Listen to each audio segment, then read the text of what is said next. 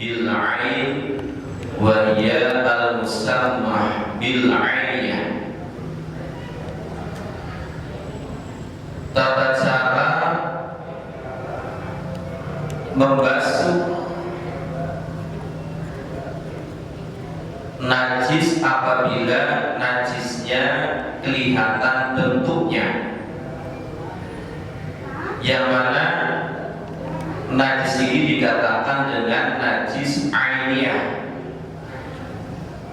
Jadi najis ainiyah itu najis yang bisa dipanca indera, bisa dilihat, ada baunya. Seandainya dirasakan pun ada rasanya, tapi tidak usah dirasakan. Ini namanya najis ainiyah. Tata caranya takunu bizawali ainiha. Pertama, dengan cara menghilangkan bentuknya. Jadi bentuknya nasi itu dihilangkan terlebih dahulu. Misalnya ada kotoran cicak, ada kotoran ayam, ada kencing. Nah, sebelum disiram dengan air, supaya dihilangkan terlebih dahulu ainun najasah, bentuknya najis. Jadi jangan langsung digosok, jangan langsung dipel. Ada kencing langsung dipel, ada kotoran ayam langsung dipel, belum dibuang. Bentuknya najis ini tidak mensucikan, tapi penampakan najis. Makanya perlu diketahui bahwasanya tata cara menghilangkan najis ainiyah adalah dengan menghilangkan pertama bentuknya. Setelah itu wa muhawalati zawali as-sofia, kemudian menghilangkan sifat-sifatnya. Jadi rasanya, warnanya, baunya ini harus hilang. Tapi dengan bagaimana? Apakah harus dirasakan? Tidak. Cukup dengan kholabati ala doni zawaliha. Jadi dikira-kirakan sudah tidak ada. Jadi gak usah dicium, gak usah dirasakan, tapi sekira pakaian yang terkena najis itu sudah hilang, warnanya najis, rasanya najis, baunya najis. Kemudian najis hukmiyah. Wa ingkanatin najasah ghairu musyahada wa hiya al-musammah bil hukmiyah. Apabila najisnya adalah najis hukmiyah. Najis hukmiyah itu najis yang sudah tidak kelihatan bentuknya, warnanya, rasanya juga sudah tidak ada. Nah, itu namanya najis hukmiyah. Misalnya ada kencing yang sudah lama belum disucikan, kencingnya sudah hilang, warnanya sudah tidak ada, maka tata caranya fayakfi jariyul ma'i alal mutanajjis biha walau marratan wahidah. Maka cukup dengan mengalirkan air pada perkara yang terkena najis, cukup disiram. Karena sudah tidak ada bentuknya, warnanya, seandainya dirasakan juga sudah tidak ada. Kemudian najis mukhafafah.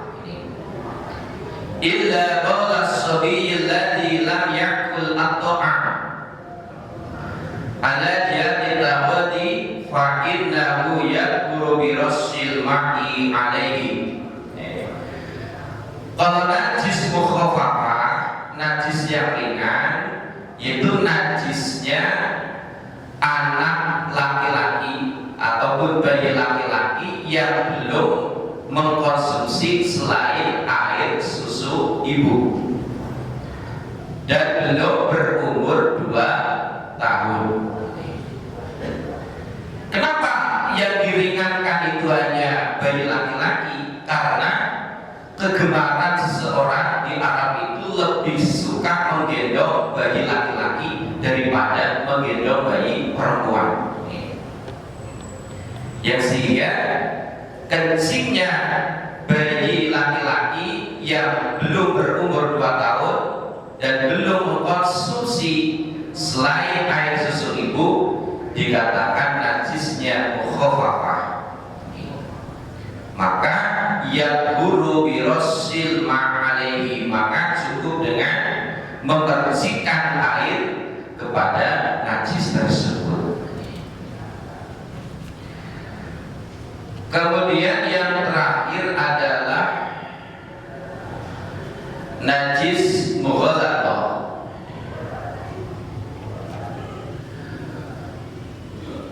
Kalau najis mughalladhah itu harus dibasuh 7 kali.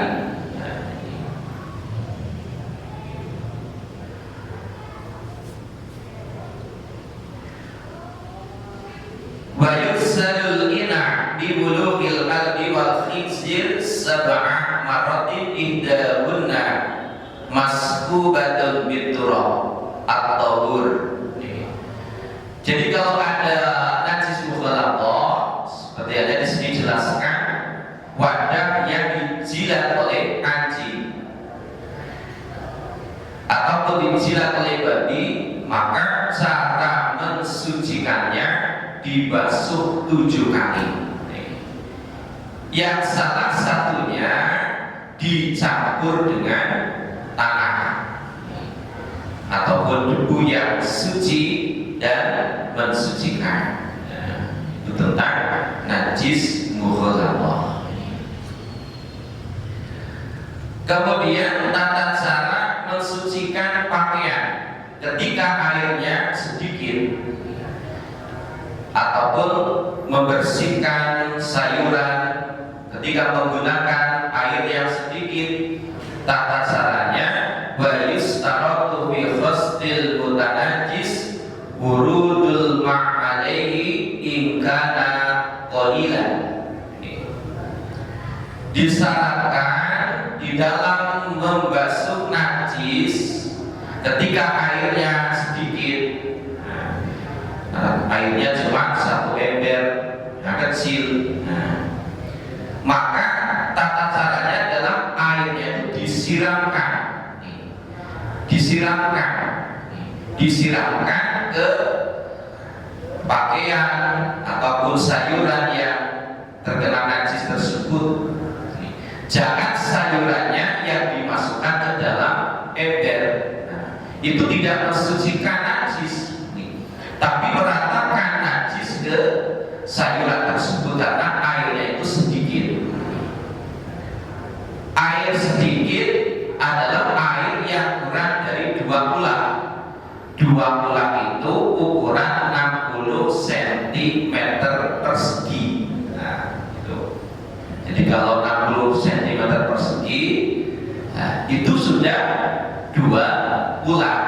Tapi kalau kurang dari itu, tata cara mensucikan najisnya adalah airnya dituangkan.